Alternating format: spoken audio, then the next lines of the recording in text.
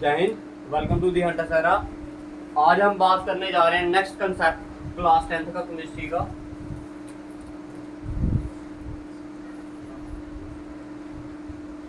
इससे पहली वाली वीडियो में हमने क्या कर लिया था, आयोनिक कंपाउंड्स के बारे में पढ़ लिया। आयोनिक कंपाउंड्स,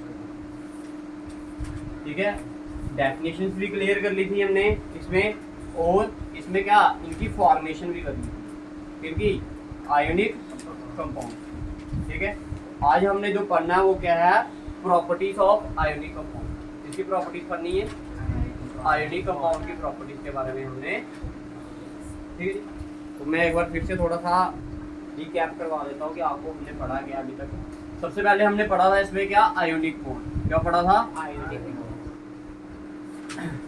बेसिकली बॉन्ड क्या होता है भाई, जो दो चीजों को क्या करके रखे, जोड़ कर रखे, उसे हम क्या बोलते हैं, बेसिकली हम इधर केमिकल बॉन्ड्स के बारे में पढ़ रहे हैं। दो टाइप के बॉन्ड्स पढ़ाए थे मैंने आपको, एक आयोनिक बॉन्ड पढ़ाया था और एक कोवेलेंट बॉन्ड। ठीक है, अभी इस यूनिट में आपने मैक्सिमम आपने क्या पढ़ना है, आयोनिक बॉन्ड के बारे में पढ़ना है। किसके बारे में, आयोनिक बॉन्ड। ठीक है जी, तो क्या होता है आयोनिक बॉन्ड, एक ऐसा बॉन्ड जो कि कैसे बनता है भाई, कंप्लीट ट्रांसफरेंस ऑफ इलेक्ट्रॉन के बाद। जब इलेक्ट्रॉन आपके ट्रांसफर होते हैं, ठीक है, तो तब क्या बनता है भाई, आयोनिक बॉन्ड। और क्यों होता है भाई ट्रांसफर, क्यों होते हैं, ताकि वो अपना ड्यूप्लेट और ऑक्टेट को क्या कर सके, कंप्लीट कर सके। ड्यूप्लेट और ऑक्टेट, ठीक है, उसको क्या कर सकें, कंप्लीट। अब ड्यूप्लेट और ऑक्टेट क्या है, मैंने आपको बताया था, कुछ शेल्स होती हैं ये, जैसे पहली वाली शेल है, इसमें कितने एलिमेंट्स आते हैं, इलेक्ट्रॉन कितने आते हैं इसमें, 2। इसको बोलते हैं ड्यूप्लेट। जो दूसरी वाली होती है उसमें कितने आते हैं, 8 आते हैं। ठीक है, उसको बोलते हैं ऑक्टेट। तीसरी वाली में भी क्या आते हैं, 8, फिर आगे 18। ठीक है, ऐसे करके चलता है। ठीक है, तो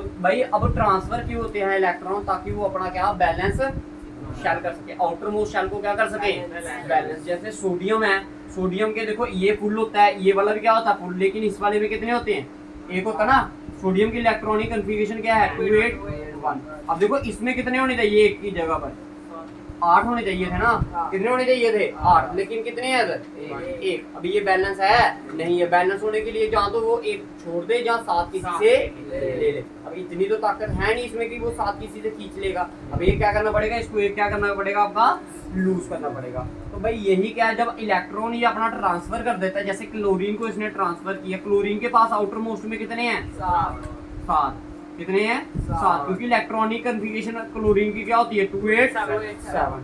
ठीक है, अब ये क्या करता है, एक इलेक्ट्रॉन इसको दे देता है, ये क्या हो जाता है, कंप्लीट हो जाता है, ये भी कंप्लीट, ये भी कंप्लीट। तो ट्रांसफर ऑफ क्या होता है, इलेक्ट्रॉन होता है, ताकि वो अपना ड्यूप्लेट और ऑक्टेट को क्या कर सके, कंप्लीट कर सके। अगर ऐसा बॉन्ड बने, ऐसा बॉन्ड बने जिससे आप, कैसे बॉन्ड बने, अगर शेयरिंग ऑफ इलेक्ट्रॉन से बॉन्ड बने, जिससे बने, शेयरिंग ऑफ इलेक्ट्रॉन से बॉन्ड बने, उसे हम क्या बोलते हैं, आयोनिक।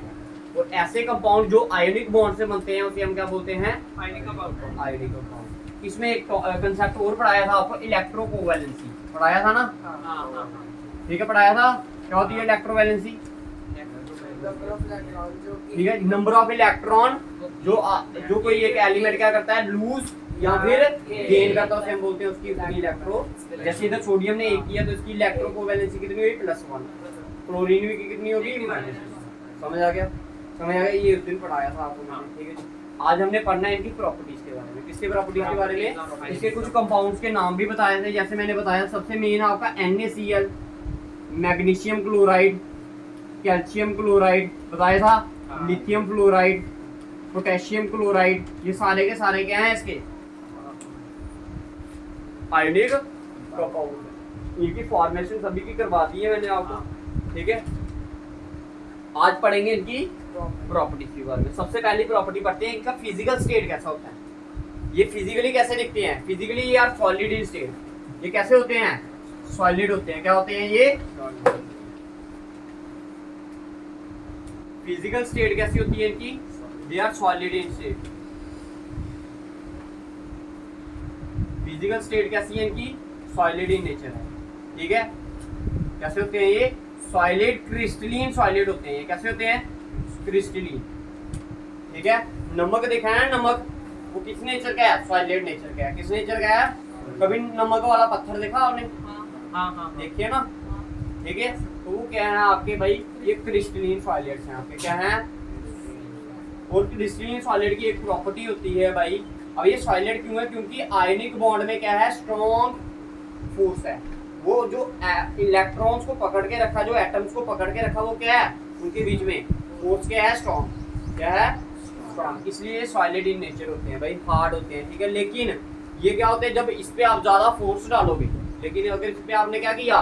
ज्यादा फोर्स डाली, तो ये क्या कर जाते हैं? टूट जाते हैं भाई। ये क्या कर जाते हैं? टूट जाते हैं। तो पहली प्रॉपर्टी क्लियर हुई सभी को। दूसरी प्रॉपर्टी की बात करते हैं। बताओ, नमक में से करंट पास होता है? नहीं होता। तो आपने बोला in solid state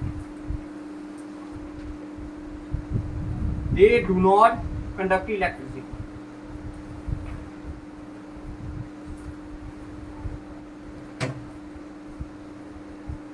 solid state में ये करंट को क्या नहीं करते? पास नहीं करते। लेकिन अगर उसी साल को अगर मैं किसमें मिक्स कर दूंगा? पानी के अंदर, फिर करंट पास करूंगा तो फिर होगा? होगा, ठीक है। और बड़ी ज्यादा तेजी से होगा, नॉर्मल वाटर से ज्यादा रफ्तार में करंट पास होगा। But in liquid form they conduct, but in aqueous form है, but in aqueous form they conduct electricity.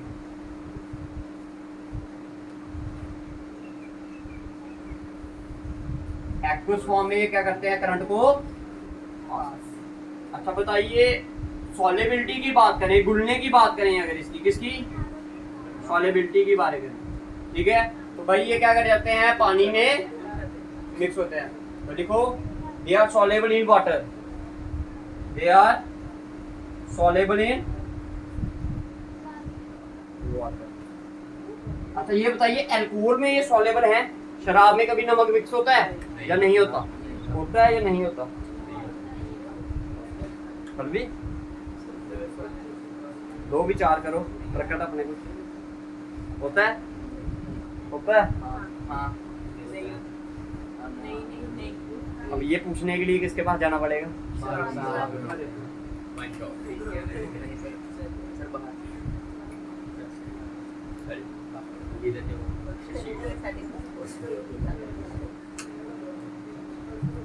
देखो, soluble in water but insoluble in organic compound. Insoluble in organic compound. Organic compound कौन कौन से हो गए? जैसे आप example ले लो इसकी, अल्कोहल एंड बेंजीन। शराब में ये मिक्स कल करवाएंगे आपको एक्सपेरिमेंट, ठीक है। कितने खुश हो गए? ठीक है, कल करवाएंगे इसका। देखो याद रखना है, जो आपके क्या होते हैं ऑर्गेनिक आयनिक कंपाउंड्स होते हैं, वो क्या करते हैं? पानी में मिक्स हो जाते हैं, लेकिन वो ऑर्गेनिक कंपाउंड्स में मिक्स। क्लियर है जी सभी को? पक्का?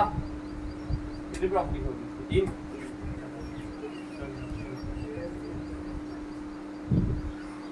अच्छा देखो, ये सॉलिड है ना, तो इनका मेल्टिंग पॉइंट भी क्या होगा? हाई मेल्टिंग पॉइंट होगा, क्योंकि जो दो इलेक्ट्रॉन्स को पकड़ के रखा है ना फोर्स ने, वो बड़ी ज्यादा क्या है? स्ट्रॉन्ग। बड़ी ज्यादा क्या है? स्ट्रॉन्ग। वो सॉलिड स्टेट में उसको पकड़ के रखा है। अब उसको अगर पिघलाना है तो उसको क्या करना पड़ेगा? टेम्परेचर ज्यादा करना पड़ेगा।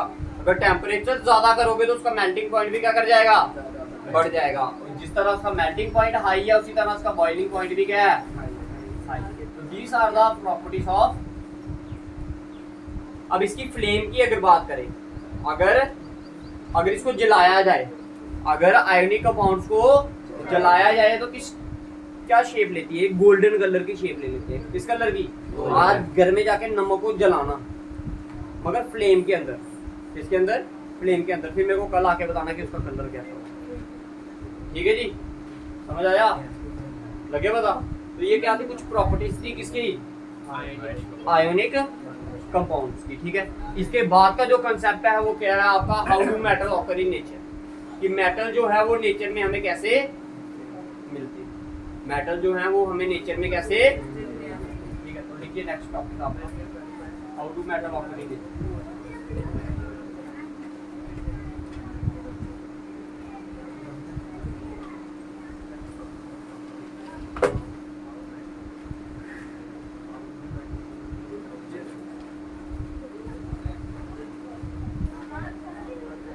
देखिए, जो भी आपके मेटल होते हैं वो आपको दो फॉर्म में मिलते हैं। एक होता है फ्री स्टेट में, एक होता है कंबाइंड स्टेट। एक होता है फ्री स्टेट, एक होती है कंबाइंड स्टेट। फ्री स्टेट मतलब जैसे गोल्ड मिल गया वो आपको सीधा गोल्ड मिल जाता है, किसी के साथ मिला हुआ नहीं होता, मिक्स नहीं हुआ होता, किसी के साथ मिक्स नहीं हुआ होता। समझ आया? गोल्ड, सिल्वर, ठीक है, वो प्लेटिनम, ठीक है, ये सारे के सारे जो मेटल हैं ये क्या हैं, ये फ्री स्टेट में मिलते हैं। गोल्ड, कॉपर और सॉरी कॉपर नहीं आएगा इसमें आएगा प्लेटिनम आएगा। गोल्ड, प्लेटिनम और सिल्वर हमें किस स्टेट में मिलते हैं? फ्री स्टेट में। फ्री स्टेट मतलब ये कंबाइन ऐसे जाएंगे, आपको अगर कहीं दिख गया उधर से उठा के ले आओ। कंबाइंड स्टेट अलॉय, ठीक है, अभी बता दो। अलॉयस, अलॉयस अलग चीज है, मैं बताऊंगी इसके आगे वाले कंसेप्ट में बताएंगे। अब ये कंबाइंड स्टेट समझिए, कंबाइंड स्टेट हो गया मतलब आपको एक मेटल नहीं मिलेगा, आपको पहाड़ में से आपको ये सपोज करो एक रॉक है, क्या है, एक रॉक, इसमें से एक पत्थर मिला। बेसिकली आप ज्योलॉजी की भाषा में बोलोगे इतना सा पत्थर होगा ना, इतना सा, उसको भी आप क्या बोलोगे? रॉक। बजरी होती नहीं, बजरी बोलते हो जिसे आप, इतना सा पीस भी होगा ना उसको भी आप क्या बोलते हो ज्योलॉजी में? रॉक बोलते हो। क्या बोलते हो?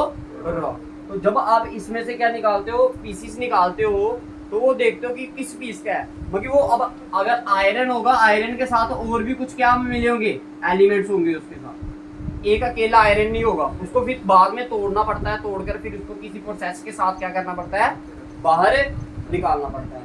जैसे आयरन की जो कुछ ओर्स होती है, जैसे हेमाटाइट, मैग्नेटाइट, पायराइट, ठीक है, समझ आ गया? अगर पायराइट को देखा होगा ना आपने, ये किस तरह से दिखता है आपको? होता है ये क्या कहते हैं, आयरन ही है, लेकिन ये इसका जो कलर होता है ना, ये गोल्ड की तरह होता है। लोग इसको गोल्ड समझ लेते हैं, गरीबों का गोल्ड इसको बोला जाता है, पायराइट। गरीबों का गोल्ड किसे बोला जाता है? पायराइट। गोल्ड नहीं होता, होता क्या है, लोहा ही है, लेकिन इसका कलर इस तरह से होता है कि ये क्या होता है, गोल्ड की तरह। ठीक है, हाँ ठीक है। देखो अब आता है कंबाइंड स्टेट। भाई समझिए, कंबाइंड स्टेट में क्या होता है, दो तीन एलिमेंट एक ही साथ क्या किए होते हैं, कंबाइन किए होते हैं। क्या किए होते हैं? कंबाइंड किए होते हैं। तो उसी को आप क्या बोलते हो? कंबाइंड स्टेट बोलते हो। क्या बोलते हो? कंबाइंड स्टेट बोलते हो। ठीक है, समझ आ गया दोनों का? ठीक है, फिर हम इसको किसी प्रोसेस के साथ क्या करते हैं, एलिमेंट्स को अलग अलग, ठीक है जी। ये आ गया आपका क्या, how do metal occur in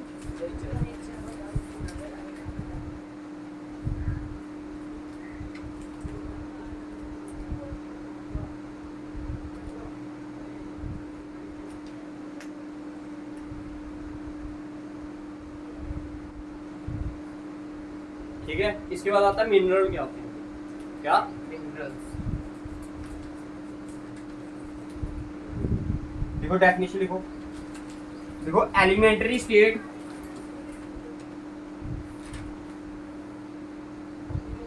elementary state और the compound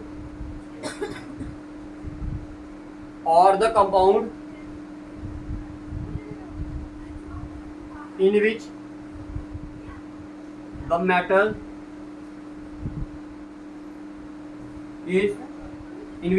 is in which the metal occur in nature is called mineral। कहता है जहां तो एलिमेंट्री फॉर्म, जहां फिर कंपाउंड फॉर्म में जो आपको क्या मेटल्स मिलते हैं नेचर में, उसी को आप क्या बोलते हो? मिनरल्स बोलते हो। क्या बोलते हो? मिनरल्स। अब जब कोई मिनरल्स निकलते हैं पहाड़ में से निकालते हो, क्या वो बिल्कुल साफ होते हैं? उनके साथ क्या लगा होता है? डस्ट वगैरह, मिट्टी वगैरह और अदर क्या इम्प्यूरिटीज लगी होती हैं। तो उन चीजों को क्या होता है, जो इम्प्यूरिटीज लगी होती है ना उस मिनरल्स के साथ, उसे हम क्या बोलते हैं? गैंग्यू। समझ आया वर्ड क्या होता है गैंग्यू? जब आपने कोई मिनरल निकाला पहाड़ में से तो क्या बिल्कुल साफ होगा वो? उसके साथ क्या कुछ इम्प्यूरिटीज लगी होंगी, उसी इम्प्यूरिटीज को क्या बोलते हो आप? गैंग्यू बोलते हो। क्या बोलते हो? गैंग्यू बोलते हो। ठीक है जी। अब एक डेफिनेशन और आती है, दैट इज ओर। क्या आती है? ओर। मान लो ये एक रॉक थी, इसमें से आपको कुछ मिनरल्स दिख रहे हैं। क्या दिख रहे हैं? मिनरल्स का एक बहुत बड़ा पीस दिख रहा है, इतना सा ये दिखा, इसको आपने क्या किया? रख लिया। अब इसमें क्या है, आयरन भी है, इस जो पीस है ये इसमें आयरन है, अल्युमिनियम है, मान लो थोड़ा सा सल्फर भी है, प्लस कोई अदर कंपाउंड भी है आपके, ठीक है जी। अब आपने इसमें से क्या निकालना है, अल्युमिनियम आयरन वगैरह निकालना है जी, ठीक है। मान लो इसमें से जितना ये सारा सामान निकलेगा, ये कितने का निकलेगा, मान लो 500 रुपए का, कितने का, 500 का निकलेगा, कितने का, 500 का। अब मशीन्स वगैरह लाओगे, मशीन से इसको अलग अलग करोगे या लेबर से करवाओगे, करोगे ना, ठीक है। अगर लेबर का चार्ज इस कॉस्ट से क्या हो, ज्यादा हो, तब इसे और नहीं बोलेंगे, तब इसे और नहीं, मतलब क्या होगा, कहने का आसान भाषा में समझिए, आपने एक, मान लो आपको डोगरी भाषा में समझाते हैं, डोगरी में की इन द लेमैन भाषा में समझाते हैं। देखो आपने एक पत्थर निकाला, उसमें बड़ा मतलब मिनरल्स वगैरह थे, एलिमेंट्स वगैरह थे, अब आपने उसमें से क्या करने हैं, वो एलिमेंट्स निकालने हैं। अगर वो एलिमेंट्स निकालने का जो खर्चा आ रहा है ना, वो एलिमेंट की कॉस्ट से क्या है, कम। अगर ज्यादा होगा तो उसे और बोलेंगे, अगर कम होगा फिर उसे और नहीं बोलेंगे, फिर वो और नहीं है। और का मतलब वो हो गया कि जितना आप उसमें से मटेरियल निकाल रहे हो उसमें से आपको इकोनॉमिकली बेनिफिट होना चाहिए। ये एक वर्ड बड़ा ज्यादा इंपॉर्टेंट है। अगर आपको इकोनॉमिकली बेनिफिट नहीं हो रहा तो then it is not out, then it is, you can say it is a rock, or you can say that it is a piece of minerals in the rock, लेकिन उसमें और नहीं बोलोगे। और कब बोलोगे, और कब बोलोगे, अगर उसमें से जो मिनरल्स आप निकाल रहे हो उसकी कॉस्ट क्या है, ज्यादा, समझ आ गया, तभी आपके खर्चे में जितनी आपकी लेबर की कॉस्ट आ रही है उससे अगर ज्यादा है तभी इसको और बोलोगे, अदरवाइज इसको और नहीं बोलोगे। लिख लो डेफिनेशन, लिख लो और definition।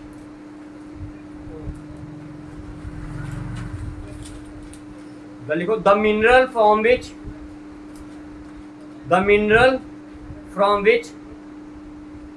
The metal can be extracted, the mineral from which the metal can be extracted, the mineral from which the metal can be extracted conveniently, CONVENIENTLY,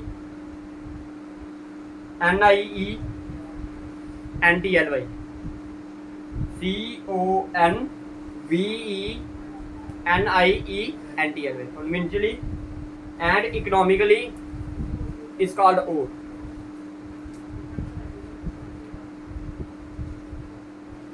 ठीक है, आप उस मिनरल्स को और तभी बोलोगे अगर उसमें से आपको इकोनॉमिकली बेनिफिट हो रहा है और आसानी से उसको आप निकाल पा रहे हो, तभी आप उसको क्या बोलोगे, और।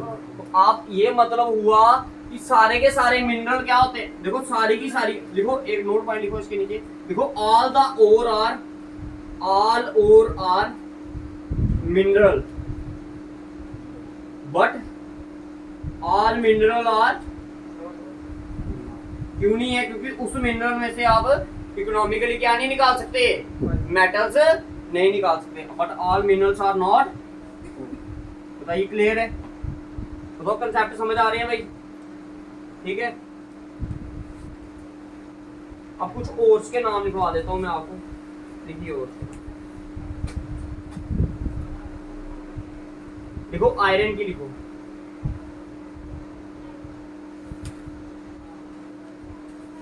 आयरन की, वो लिखो आयरन पायराइट। पेपर पेज को दो पार्ट में डिवाइड कर दो,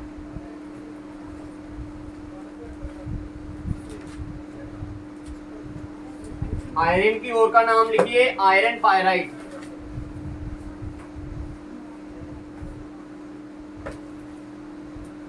आयरन। नेक्स्ट लाइन लिखिए haematite, HYMAHAE, sorry HAE, haematite,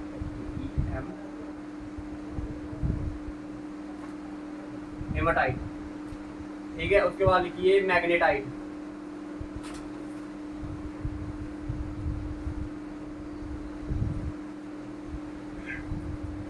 magnetite. ये तीन ओरें याद रखनी है आपने, किसकी, आयरन।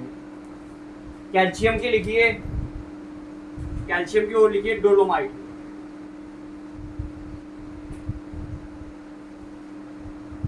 लिखी।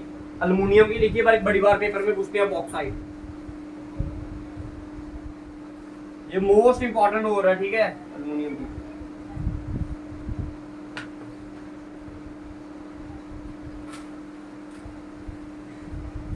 एल्यूमिनियम की क्या है?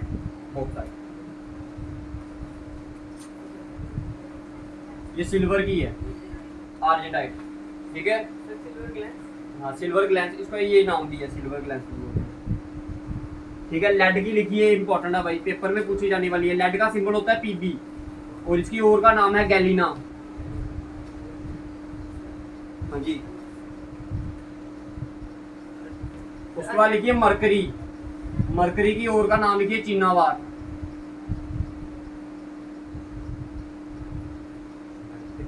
जिंक की लिखिए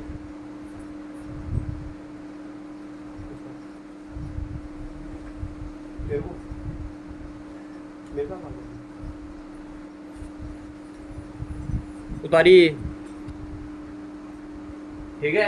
मरकरी की लिखिए आपने क्या, जिंक की लिखिए जिंक ब्लेंड। दो होती है इसकी, दूसरी वाली लिखी कैलामाइन।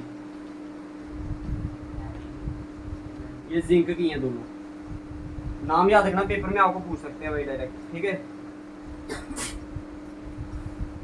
कॉपर की लिखिए क्यूप्राइट, CUPRITE, इसको बोलते हैं रूबी कॉपर। क्यूप्राइट एक ये है, एक और लिखिए, ये कॉपर ग्लैंस। राइट, और रूबी को और दिया है। हाँ जी, इसी को बोलते हैं क्या, रूबी कॉपर, ठीक है। कॉपर ग्लैंस, कॉपर ग्लास को रूबी को बोलते हैं। अरे नहीं यार, क्यूप्राइट को बोलते हैं कॉपर, हाँ, ठीक है। और कॉपर ग्लास अलग है। हाँ, थर्ड वाली लिखिए कॉपर पायराइट।